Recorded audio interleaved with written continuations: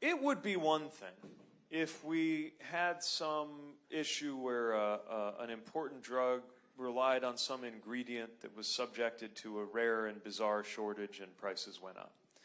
That's not what we are seeing in most of these cases where you've got what amounts to gouging. And often we're talking about prices exploding on things that people need in order to live. You look at what's happening with insulin. You look at what happened with EpiPens, so many cases. And we're seeing companies do this not because they have to, but because they can. And the fact that they can, well, that's up to decisions that are made in Washington. So we got to make different and better decisions. Let's start with a no-brainer. At least I think it's a no-brainer. And it's actually a portion of how we're going to fund the health care plan that I'm proposing too, talking of fiscal responsibility. It is the common sense step of allowing Medicare to negotiate prices with drug companies.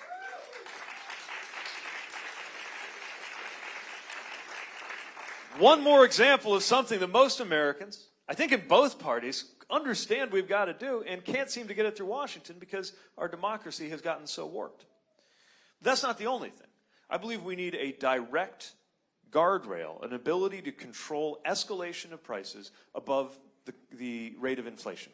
And that when that happens, we can enforce with a tax penalty that changes companies' behavior and makes it not worth their while to engage in that kind of price gouging.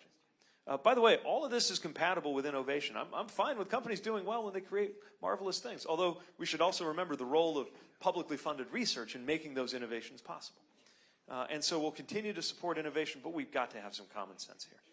The last thing I'll mention is that I'm proposing, through our plan, that there be a cap, all the way down to zero depending on your income, but never more than $250 a month out of pocket. And the reason I say it ought to be monthly, and almost to my own surprise, I think I'm the only candidate talking about this, is that most of us don't experience the economy on a yearly basis. And yet a lot of folks are in the position of having to delay getting a prescription filled, not based on what makes sense for them medically, but because of the month in which the cap that their insurance provides actually kicks in, right? Makes no sense. And so it ought to be a monthly cap so that there can be some comfort, some peace of mind, and some consistency for families that, you know, our bills come in once a month, not once a year, most of us.